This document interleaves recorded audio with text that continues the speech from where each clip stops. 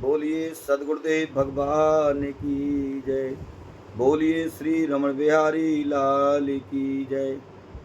बोलिए श्री बांके बिहारी लाल की जय।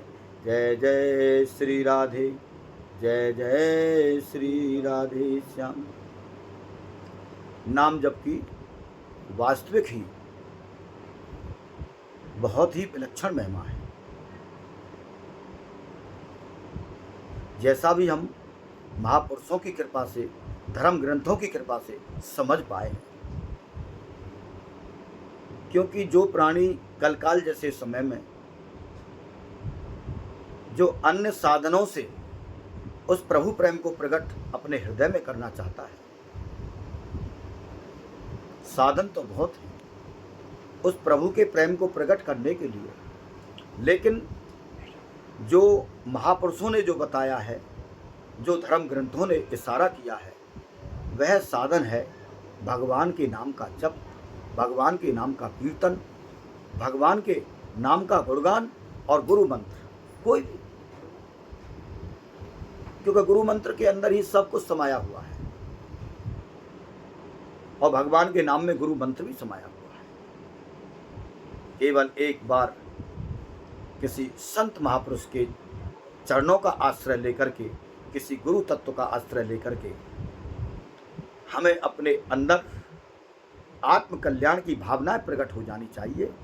इसके लिए वास्तविक भगवान से प्रार्थना करने पर, भगवान से अनन्य भाव से की हुई प्रार्थना, आर्त भाव से, तीन भाव से रो करके प्रार्थना जब प्राणी करता है तो निश्चित है परम पिता परमेश्वर परमात्मा इतना दयालु है, इतना करुणा सिंधु है, जो किसी ना किसी संत महापुरुष से, किसी ना किसी सदगुरु से जीवन में आश्रय दिला देता है। इसीलिए जैसा भी समझ पाए, प्रभु नाम जप में कभी चूक नहीं करनी चाहिए। अन्य साधन करते रहो, कहीं कोई दिक्कत नहीं है। भगवत मार्ग के साधन सभी अच्छे हैं, लेकिन उनमें भी अच्छे, उनमें भी श्रेष्ठ साधन कलकाल जैसे समय में प्रभु नाम जप है। प्रभु नाम जप का आश्रय जीवन में जो वास्तविक भक्त ले लेते हैं, साधक ले लेते हैं, निश्चित है उनकी मंजिल बड़ी आसान हो जाती है। उनका गंतव्य, उनका लक्ष्य, उनका परम उद्देश्य बिल्कुल आसान हो जाता है, सहजता से, सरलता से। है, क्योंकि गोस्वामी तुलसीदास जी महाराज ने भी कहा है कि कलयुग केवल नाम आधारा, सुमिर सुमिर नर उतरे पारा, भाव को भावे अनक आलस हूँ, नाम जपत मंगल दिस दस हूँ। और फिर हमारे भगवान जो सृष्टि के प्रलय करता, जो सृष्टि के श्रृंगार करता भगवान सदाशिव है, वो भी भगवान श्री राम का नाम जपते हैं। संतत जपत समय अविनाशी, शिव भगवान ज्ञान गुण राशि। और फिर किन किन ने जपा, हमको सोचना चाहिए, देखना चाहिए। कलकाल में नाम जपत प्रभु कीन प्रसादु, भक्त से रोमण भय प्रहलादु। नाम जपो जिय ऐसे ऐसे, द्रव प्रहलाद जपो हर जैसे। द्रव प्रहलाद जी ने इस नाम को जपा। संत महापुरुषों ने जितने भी पहुँचे हुए महाभागवत हुए हैं, उन्होंने इस नाम को जप करके परम विश्राम पाया, परम शांति पाई और सारे संसार को वास्तविक ही समझा, भगवान की प्रकृति को समझा और अपने आप को समझा और अपने परम प्रभु को समझा। ऐसा नाम जप की विलक्षण महिमा है। नाम जप हर कंडीशन में, हर हालत में। अब जैसे हरे कृष्ण हरे राम का कीर्तन है, इसको आप हर स्थिति में जप सकते हो, सोते हुए, बैठते हुए, खाते हुए, जागते हुए, चलते हुए, किसी भी स्थिति में। कैसे? हरे कृष्ण कृष्ण कृष्ण हरे हरे, हरे राम राम राम हरे हरे, हरे कृष्ण कृष्ण कृष्ण हरे हरे, हरे राम राम राम हरे हरे। हमारा जा क्या रहा है? अगर हम अनेक प्रकार की सांसारिक आफतों से छूट रहे हैं, अनेक प्रकार के हमारे किए हुए अशुभ कर्म, उनके जो प्रारब्ध हैं वो भी हमारे हल्के पड़ रहे हैं, कमज़ोर पड़ रहे हैं, उनको सहने की हमारे अंदर शक्ति आ रही है। और ऐसा उस नाम को छोड़ करके हम अनेक साधनों में जाएं, भटकें कलकाल जैसे समय में, क्योंकि मन की चाल बहुत तीव्र है और नाम जपने में अपराध कम है और किसी कार्य के करने में अपराध ज़्यादा है। इसीलिए केवल गुरु चरणों का आश्रय ले लें, महापुरुषों के चरणों का आश्रय ले लें और अपने जीवन को वास्तविक उस परम उद्देश्य तक, उस गंतव्य तक, उस परम लक्ष्य तक पहुंचाने का निज कल्याण की आत्मा की भाव रखते हुए, निज आत्म कल्याण का भाव रखते हुए और इस चराचर जगत के अंदर देख लें, हम सोच करके सोच लें कि इसके अंदर है क्या। इसके अंदर केवल और केवल दुख ही दुख है। भगवत विमुख प्राणी जो भी है वो 24 घंटे दुख के समुद्र में डूबा रहता है। कभी क्षणभंगुर सुख उसके जीवन में आता है तो सुख आने से पहले ही दुख उसको घेर लेता है।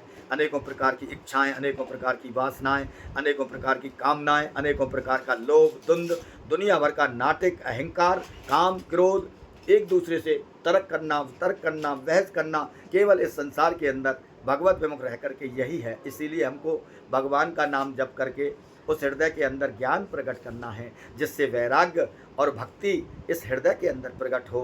क्योंकि जहाँ वास्तविक ही इस बात का ज्ञान हो जाता है कि संसार क्षणभंगुर है, अस्थिर है, लेकिन ये दुख्यालय है, ये शाश्वत सत्य है, ये वास्तविक ही दुख्यालय है। यहाँ भले आदमी के रहने लायक, सज्जन के रहने के लायक नहीं है, लेकिन जब सज्जन, साधु और उस परम तत्व को जानने वाले जो ऋषिगण, मुनिगण, संत महात्मा जो पहुँचे हुए होते हैं, हम जैसे लोगों को जो आश्रय देकर के पार लगाते हैं, उनके लिए संसार इसलिए अच्छा हो जाता है क्योंकि संसार बिगड़ा हुआ नहीं है। जब साधन करते करते उस परम विश्राम को प्राप्त करके जब दृष्टि साफ हो जाती है तो यही संसार फिर दुख्यालय नहीं रहता। इसी संसार के अंदर से आनंद आता है, क्योंकि नित्य संसार में संयोग हो जाता है। जो संसार कभी भी समाप्त ना हो, जो संसार हमेशा रहने वाला हो, नित्य संसार, जैसा भी हम महापुरुषों से समझते हैं, नित्य संसार, अनित्य संसार। अनित्य संसार की अस्थिर भी है, क्षणभंगुर भी है और प्रलय के अंदर उसको जाना भी है, प्रलय में अधीन रहना है, प्रलय के आश्रित रहना है। लेकिन जो नित्य संसार है, जो संत महापुरुष, जो गुरुजन इस प्राणी को वास्तविक ही अविनाशी से मिला देते हैं, फिर उसकी कभी प्रलय नहीं होती, जैसा भी महापुरुषों की कृपा से समझ में आया है। इसीलिए हमेशा सोच करके हमको सोचना चाहिए। भगवान श्री कृष्ण कहते हैं, भगवान श्री नारायण कहते हैं कि जो जीव वास्तविक ही मेरी शरण आता है तो उसको बहुत ही सुख और आनंद और परमानंद की प्राप्ति होती है। और जो जीव माया में रहता है, त्रिगुणी माया में रहता है, अविद्या माया में रहता है, उसको बहुत ही नारकीय पीड़ाएं झेलनी पड़ती हैं।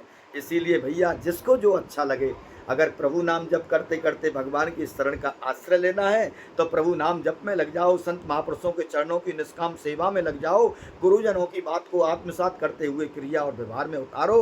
मंगल आचरण हृदय से होने लगेगा, भगवान रीझ जाएंगे, उस जीव को वास्तविक ही आश्रय प्रदान कर देंगे। इतने करुणा सिंधु हैं, इतने दया के सागर हैं। हम ऐसे परम प्रभु को भूल करके अनेकों प्रकार की दर दर की ठोकरें ना खाएं। केवल एक बार अपने हृदय से सोच लें कि हमारे जीवन में जो भी कुछ है, जो भी परम सत्य है, जो भी परम तत्व है, वह केवल भगवान नारायण ही हैं।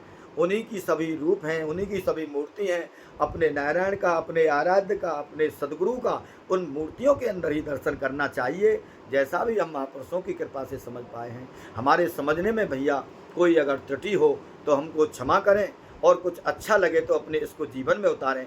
जय जय श्री राधे, जय जय श्री कृष्णा। बोलिए श्री रमण बिहारी लाल की जय, बोलिए परम पूज्य सदगुरुदेव भगवान की जय। जय जय श्री राधे श्याम, जय जय श्री राधे श्याम, जय जय श्री राधे श्याम।